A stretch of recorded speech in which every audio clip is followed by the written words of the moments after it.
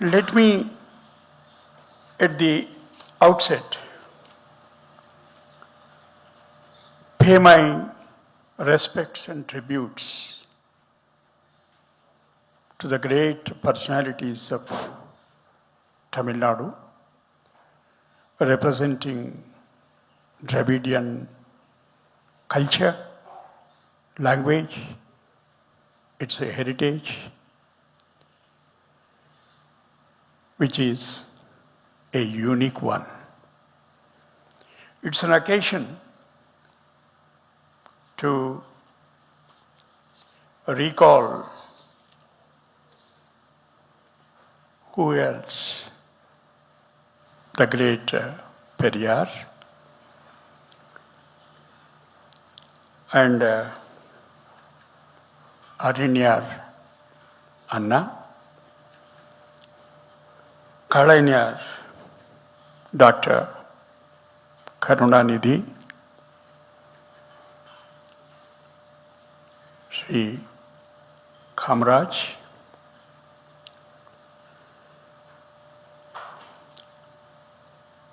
and Bharat Ratna M.G. Ramchandran, the great personalities who represented the culture, the language, poetry, music,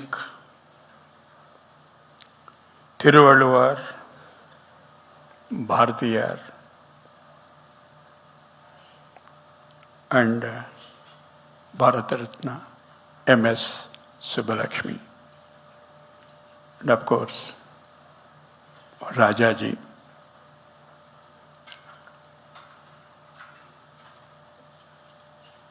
I do not want to go to the medieval period and talk about the Cholas and the Pandyans and their people-friendly regimes. My salutations to this great land of Tamil Nadu. It is said that all great civilizations and probably all human societies have known that human beings are capable of imagining. India merely cultivated this art of faculty, more bold than most, and amongst the many in India, the state of Tamil Nadu leads this country in the art of imagination and vision. But for that vision, this state would not have been in the present situation, which leads the rest of the states in India in the Human Development Index. There are three, which all of you are aware. You are distinguished parliamentarians, long standing in public life. It would be imprudent on my part to elucidate it further. Health, education, and you lead in both these, health and education.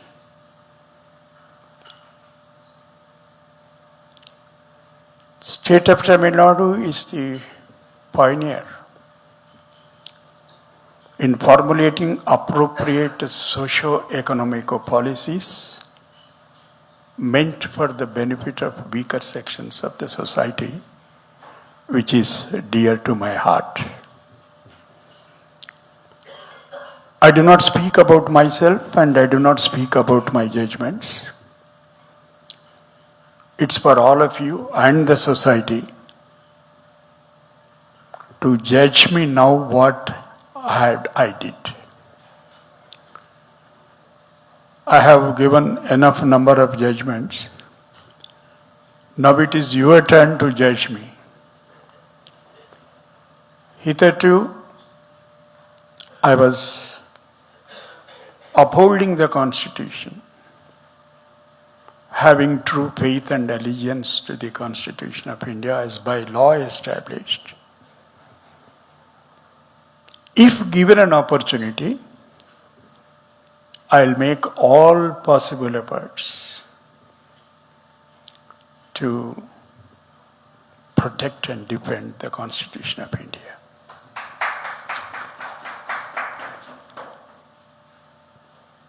There is a crisis.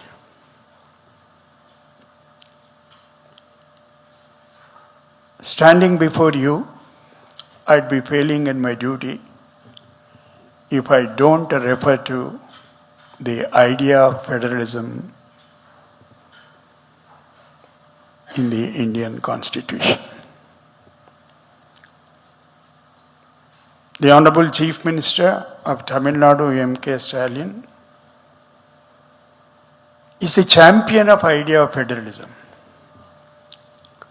He represents that idea in the Constitution. He has faced many challenges and is still facing many and fighting very bravely for the idea of federalism. I still remember the plea taken by DMK before the Sarkaria Commission.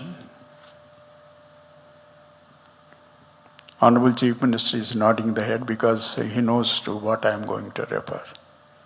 For the abolition of post of governor. How visionaries they were.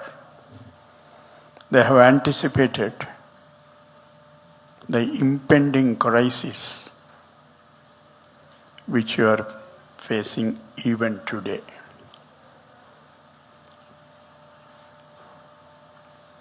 The attempts to restructure the GST, quote unquote restructure, and formulate appropriate policies in the matter of allocation of financial resources to the states, if it goes through, it would be a death knell to the idea of federalism. The states would be reduced to the level of municipalities and would be made to depend upon the doles by the persons, whoever is in power, one or two individuals. It's a matter of serious concern for all of us. Unless all of us think seriously about it and collectively and evolve an appropriate strategy and policy to face this impending difficulty, not only the idea of federalism, but the idea of a constitution would be in danger.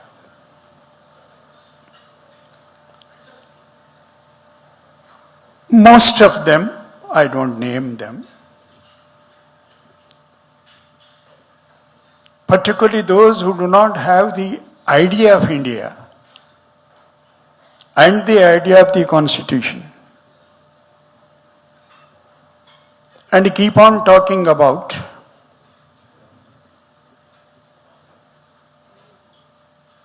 what shall I say, repeatedly saying one nation, as if others are disputing that proposition. Of course ours is one nation.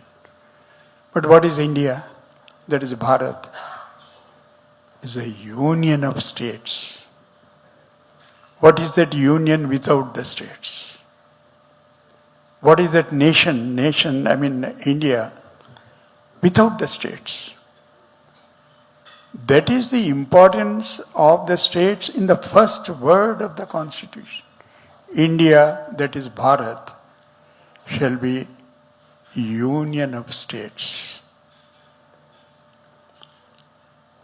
And here is the Honorable Chief Minister, day in and day out faces this challenge and this danger posed by those forces and vested interest challenging the idea of federalism. Frequently I am asked, particularly since last 4 or 5 days, ever since my name has cropped up as a candidate on behalf of the opposition political parties, what made you to come into this thicket of political arena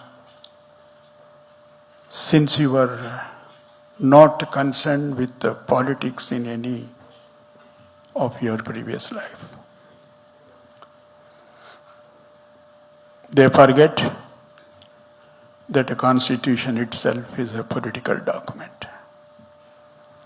Everyone who participates in the elections, everyone who exercises the franchise is bound to have a political idea. I may not belong to any political party. True. I don't belong to any political party. I don't intend to join any political party. But to say that I have nothing to do with politics would amount to saying that I have nothing to do with democracy. Political process and integral process of the democracy.